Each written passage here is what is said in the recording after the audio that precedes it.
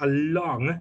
And up next is Appo Gordon, who is the acting program coordinator at the Vocational Training Development Institute, VTDI, which has the oversight and responsibility for the ICT department and its brand of degree programs. He is also an adjunct lecturer at the University of Technology, Jamaica, within the School of Technical and Vocational Education.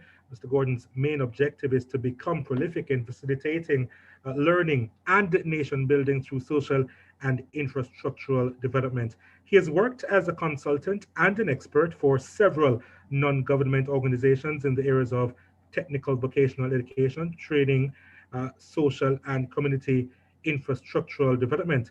Mr. Gordon's current activities and contributions to personal development includes having the rank of a major within the St. Patrick's Rangers, which is a non-governmental youth-led organization building the capacities of youth in vulnerable communities with disaster risk reduction management skills to promote more resilient neighborhoods. In 2017, Mr. Gordon was awarded Educator of the Year by the Joint Committee for Tertiary Education. His educational philosophy is transferring knowledge which can contribute to purposeful actions towards positivity. Mr. Gordon, this is your time.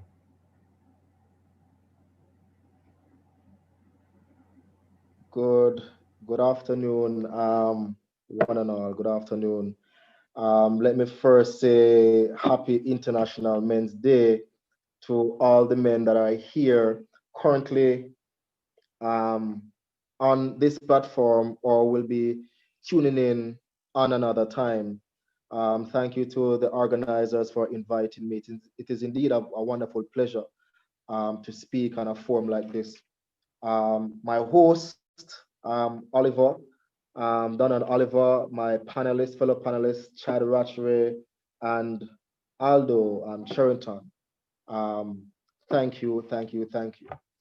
The theme that we're looking on here is making a positive difference to the well-being and lives of men and boys, and it is a theme that is well received by me in my heart, and it's a theme that I can say that transcend across the mind and the heart of many persons. And I will just look on this theme really quick in two folds. Just early on, the presenter that did the piece, that did the dramatic piece, a lot of persons made us listen to it and brush it off, but it was very short, but there was so much depth. There's so much depth to it. There's so much depth to it. He spoke of, not say him, but the literature spoke of seeing his father, seeing his father doing such an act to his mother, and he didn't understand it until he himself have in a situation where he's in his own relationship, which is fast forward to adulthood, and still not understand it and translate that same action to his same relationship.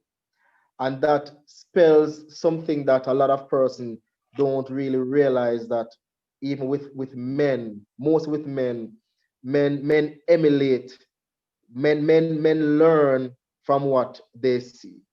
Men learn from what they see. And that is why at times you will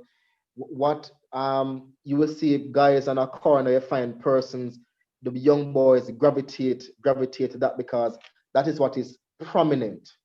And in looking at the theme again, making a positive difference to the well-being and lives of men and boys. And yes, as my colleague Chad earlier made mention, that yes, in society there are so many men out there that is on that ladder, and they have paved the way, whether it be sports, may it be politics, education, and it is out there. But how much of that is being promulgated? We oftentimes we see the negative aspect of it, being up, the negative side. We started off this year with so many domestic violence, so many. I remember within a span of about 30 days, there's about 9 persons die because of domestic violence. And it is time I lend my voice, and let us have that conversation. Let us change the narrative. Let us change that narrative. Let us have that conversation. And I speak today with my opening argument as well as with my panelists is that changing the narrative by altering our perspective. And the two set of persons I want to speak to are the persons who are there, the person who have already established themselves, or you are on your way to establishing yourself. Remember to light a candle before you curse that darkness. Light someone else's candle. There's always an awesome opportunity when you can light someone else's candle. And I'm talking about a mentoring relationship. Pour into someone else. It does wonder. It does awesome wonder. And that is one way how we can make a positive difference to the well-being of our men and boys. And I lend my voice to the persons who are coming up, the young men who are coming up. Just as how the presenter in his piece he made mention about them call him crop, them call him waste man. They now come out to nothing. And many of us growing up, I for one, I my ears were heard some of those things growing up. But because the mindset I had, not by my own strength, I decided that guess what? I am not going to be this crop that you explain I am going to be. I'm not going to be this waste man. I'm not going to come out to nothing at all. And that is why we say we have to change the narrative. I speak to the young boys and the younger men coming up is to ask yourself that question. How do you see yourself? How is it that you see yourself? And it could not be these negative connotation that person stick on you. Let us reach to a stage where we strip away that label. And even though I am saying this, it is nothing easy, believe me, because oftentimes we are quick to believe things what people say about us than what we say about ourselves. When that seed is planted and person say, you now come out to nothing at all. Especially if it's somebody that you look up to, especially if it was a teacher, even if it was your parents, you now come out to nothing at all. And that is what persons start to believe. And I hope it can lead into the conversation today where we strip away those societal labels, right? And let us be very honest. Let us be very honest. The next point I want to get into when we start to get into the panel discussion is for these young men, these young boys, to find opportunities in the midst of the chaos. And I use the word chaos because chaos there is not just a literal state of chaos, but your situation. You know your reality, I know my reality. And I may be talking to you right now, and you might say, "Boy, Mr. Gardner, Appo, you don't know what me I got through." And yes, I'm going to paint it as chaos because you're the one that going through it. But guess what? There's always an opportunity within it. Sometimes we focus on how we feel about the situation and the situation itself, and we don't realize that there is an opportunity within the midst of that. I am hoping that the conversation can also lean into a third point in running that race. You, as that young man, run that race. And in running that race, that is where we also need the persons who have already established themselves, or you're on your way to establishing yourself, to create that mentoring relationship. Pour into someone else, light that candle instead of cursing the darkness. Instead of we are plastering and said, "Oh, the young man now come out to nothing at all." What can you do it within your own strength and your own space? I'm not saying I can save all, but I'm saying what can you do? I'm not saying to start an entire charity, but adapt one. And once you can make that impact on one, believe in me, that one have an impact on another one. And that is my piece in my opening aspect, and I'm hoping that the conversation, there's so many dimensions to this. One forum cannot discuss it all. It is something that has to be continually discussed. Again, big up to all of the men them. Women, we take nothing at all from you. We can't do it without you, nothing at all. So thank you again for bringing us here, for all the women on the forum.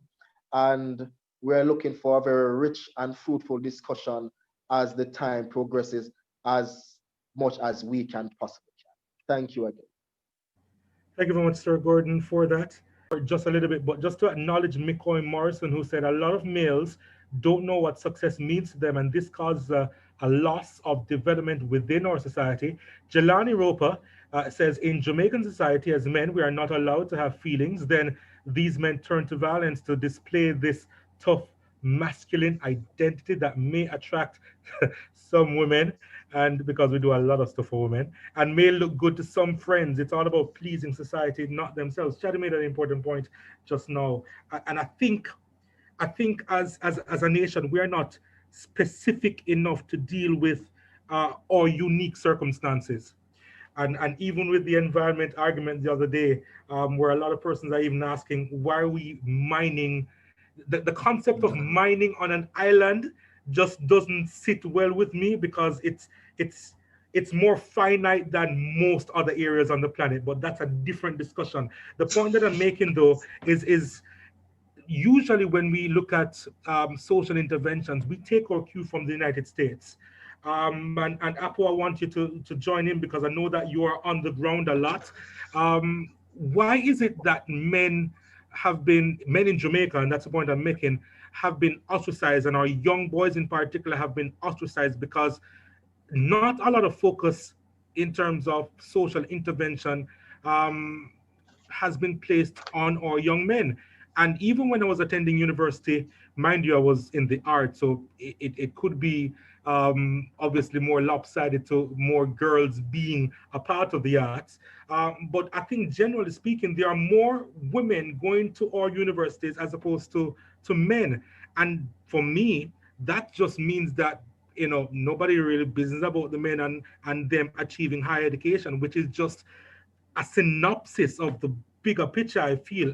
Mr. Gordon, what are your thoughts on this? I really welcome that question. I really do.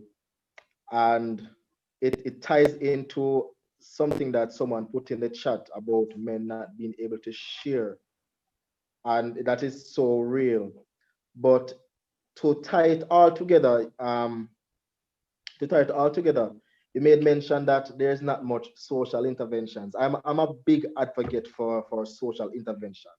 The reality is this now. It should reach a case where there's a social intervention. Yes, there's always going to be intervention and everything, because there's no perfect situation, no perfect system, no perfect process. Everything, you build as you go along. But the reality is that no, we don't, society is not built on a foundation that allow me or any man to speak freely, man to man. And if I could talk man to man freely, what would I talk about? If the men were to be very honest, I would have speak freely about my thoughts, my desires, my feelings, my emotions, my mind, my marriage, my weaknesses, my strength, my fear, my doubts, my struggle, my journey, my life journey, my insecurity, my hurt, my pain, my defeats, my loneliness, my imperfections, my vulnerabilities, my failures, my shortcomings, my finances. Society is not built on a foundation for a man to express these things. We grow up here say, yeah man, tapping nice, we are balfa. You understand me? And that is the way how we are grown. That is how society train us. And then now when we get older, it is expected of us. The ladies expect us to be very gentle, very soft, be very emotional, be sensitive to their emotional needs. But we were never taught that. We were never taught that. We were taught to boy tapping eyes. We are ball for. But if it was the same your daughter, it would be a case of hush, brush it off for you, and then all of that. So it reached a case now where the social interventions where we have for men is prison when things get bad. And that's just a sad reality. It's a sad reality. And that is why I made mention that it should reach a stage now where many persons who learn the hard way, even for myself, because even though I had a father and God bless his soul, he did the best as how he think he could have done, but he never grew up with a father to show him that particular so he just give what he thought. No, I am a father and I have my son. What I have to do is look at my son and see myself, right? And instead of waiting until a social intervention until he get older, what is important to me, I impart into him from now. So we need to reach a stage where many of us who are unaware are already there. We start to have that conversation again where positive masculinity. It is okay to share certain things, because if we are able to share certain things, a lot of actions, we wouldn't have certain actions. Would have known. I always say this to persons. If men were able to look at life like a domino, you ever see some man that sit down and play a domino yet? And we say that these are men who can't read, but when them sit down and them read the I'm not a good domino player. And when I look at these men, they read the domino game and know what move to make next. It's almost like chess. Not everybody good at chess. I'm just learning. But domino, you know what card, what bones to play next. If we could translate that to reality, man, believe in me, the level of crime that we would have, it wouldn't even be there, because we reach a stage where we can reason out certain things. We can look past certain things. But because we are brought up in such a way that we have to be rough and tough, and we have to react, and not we don't learn how to respond, right? So it's a matter of we just grow up, and then we get old, end up throwing in one situation, and it's like a cat in one bath. You try figure it out. As a man, you're trying to figure out you're trying to figure out your own self, while meeting your own expectations, while trying to meet the female expectation, while trying to meet somebody else's expectation, and you can't even meet your own expectation. All of that becomes turmoil. So many of us, because we don't have that positive role model, because of what society is selling us. Society sell you that, guess what, you need to have enough quote unquote girl in a bungle, you need to have the whole heap of money and the flashy things. But how society teach us say they want the $1 million by a morning. So that is what the mindset is. And then no, because they want the $1 million morning, there's no process there, there's no thought process there to say, guess what? We have to put some things in place in order for move from that quick, fast cash thing. So that is where we need to go into, and it starts with just us. It starts with us. I would say it's very sad. It's very sad that this social interventions we have is prison. And it should be a case where, just as how we have this platform speaking, I'm lending this to even the persons. Don't wait until it's a men day to have that discussion. It's something that's supposed to be ongoing. It's like you don't plant a seed in one garden and you just leave it there. You have to go out there and plow it up and dig it up and water it a little bit. You understand me? That is what you have to do. So many of us and many persons, the seed is already planted, but there's nothing there to nurture that seed. And men, I say this without apology, and anyone can challenge me on this. Men really need role models. They may not outrightly say it, but what they do, they observe certain things, and they see the corner look, the corner full of tattoo, the corner full of lot of things that go on the corner. So they gravitate to that more. There's not a lot of fathers on the inside, and even fathers at home, the fathers are silent. Yep. Uh, another They're comment silent. just another comment just came in from Sorochi. The reality is that most males see education as a slow path to be financially free. Males tend to leave the house early in order to make money, and along the line, forget education on YouTube. The Yui Mona first year experience. That's a buddy, isn't it? But I'm sure it's just one person who commented. I don't think this comment is on behalf of the group. But alas, we must support development of both genders. I agree with that. Female empowerment was necessary as males had the privilege. I agree with that. The balance shifted, and it's now a balance where both are equally nurtured. I actually disagree with that. I don't think it's level at the moment. As I made an example before, that we can see it in our schools and how it's set up at the tertiary level. So Shana McFarlane says, I really like these conversation, guys. Yeah, thank you, Sashana, for that comment. back to McCoy Morrison. But what happens when you get the money? They waste it because we lack self vision beyond what society shows, even if you lose yourself in the process. You know, there's a phrase that says the devil finds work for idle hands. And Ado, you can jump in here in terms of how do we move on as a society when the hands of young men are idle? How do we change that? How do we engage their minds? Is it just saying, them just need to get a work and the government just need to just give a work? And, is that the solution? If a girl who you love tells you to be better, how does or how would that affect you? And in your experience in speaking to a number of young men, how would that situation affect them in terms of their response? Do they aim to become better? Do they question how they become better? Or are they left frustrated by saying, you know what, nothing can happen? That's it. The first time a lady tell me that we need to be better, I think it was a high school, grade seven, and that crushed me. That crushed me. Um, Translate to umpteen decades after now. I am a married person for one, so striving to be better is something that I look for each time. I'm not sure if my wife is on this platform, but she can attest. It is conversations that we have. How can I be better? You understand me? But it all depends on the mindset, how it is said, and what is being said, and what it is being alluded to. Because saying be better have so many connotations to that. You understand me? And if you have a very, I'm not even gonna say a fragile ego, because we have emotions.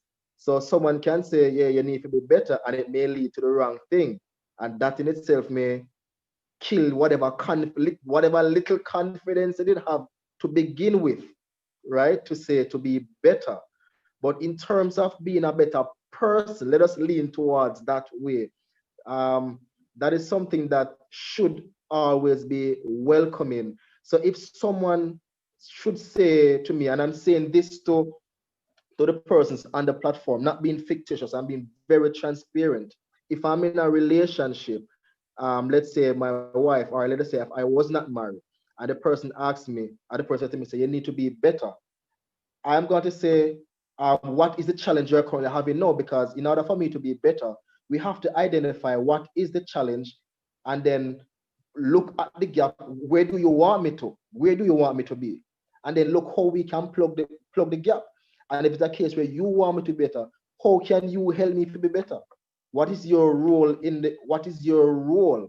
What is your role in making me better? Because the fact that you want me to be better is must be some form of satisfaction to you, mentally, physically, spiritually, or emotionally.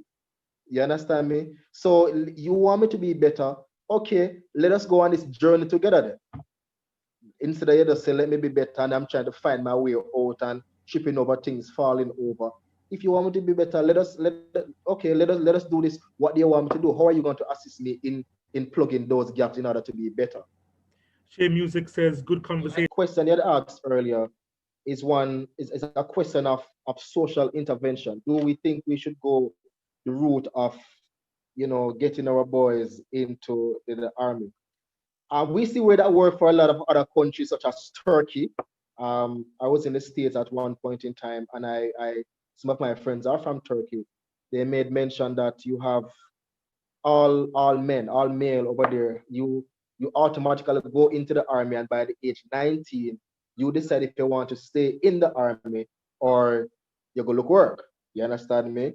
Now, sounds and looks very good for that culture, but given the climate and the society that we are having out here in Jamaica is one that, for me personally, I don't think will work on many other fronts.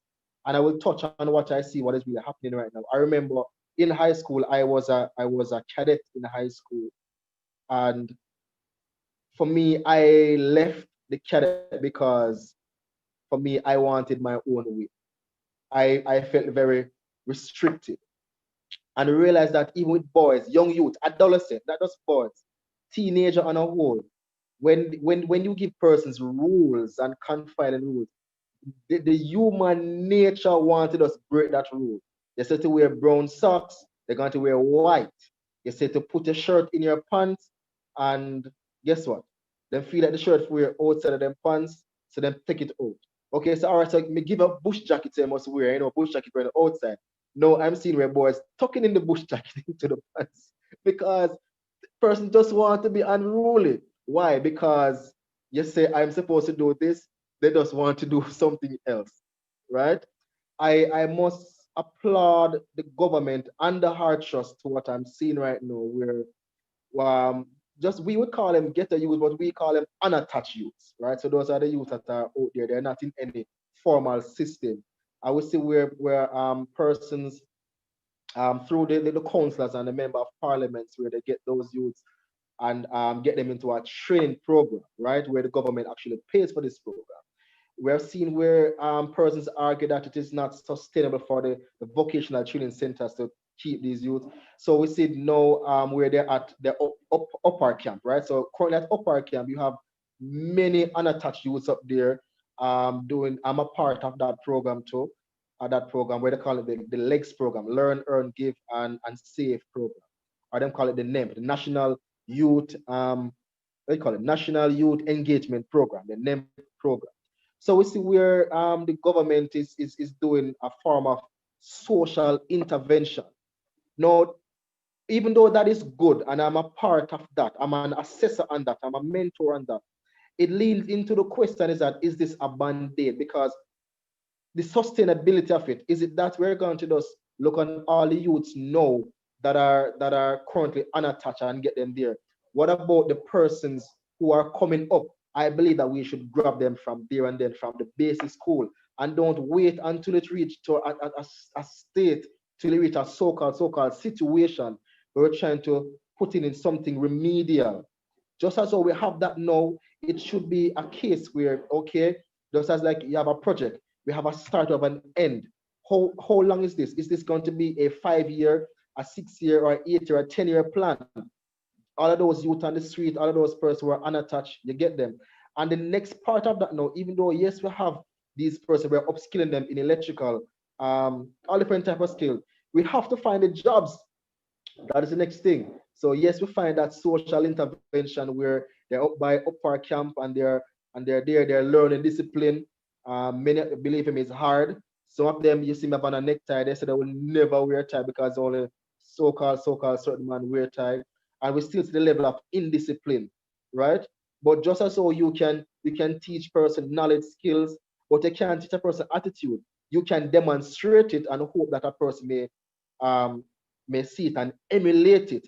And that is where it has to start. It has to start from they are young. So yes, we have the social intervention now, but the only thing that we need to find out now, guess what? Is it a case where it's the 5 year plan, a 10 year plan? And then now when we find that, when we have that social intervention, what about the younger generation that is coming up that is under 10? We need to hold on to those youths, boys and girls, and to prune them. I mean, if I should use the Bible, which is the foundation of everything that I do, the Word of God said, um, train up a child in the way he ought to grow, but that when he grow up, he shall never depart from it. Plant that seed from early so that even when life may come and you may stray a little bit, that foundation is planted from there and then to say that guess what? I'm not really free in doing all these maladaptive things and malicious and things that I'm doing. But yes, we have the social intervention that is going on now. What is the timeline? Let us reach a stage now where from the primary school, from the prep school, from the home, right? And yes, that is a challenge and another conversation because a lot of homes are broken. And we see that is displaying now. How we see that displaying more also because we see where we have shift from going to physical class to online space. And we see a lot of person on the online space making disparaging remarks, some of it out of frustration And it shows that the home is broken. The parents themselves don't even know how to spell the child name. I'm privileged to be at a doctor once, and the doctor asked the father, what is the child name? And the father said, him name explains it, and the child said, and that's how my name spell, and he said, tapping eyes. You understand me? The child is telling the father that daddy and so many names spell, and he might have to tapping eyes. It shows that that home itself is broken. We reach a stage where yes, we have the social intervention, but we need to heal the family before we can go to healing the nation. That's where we need to start.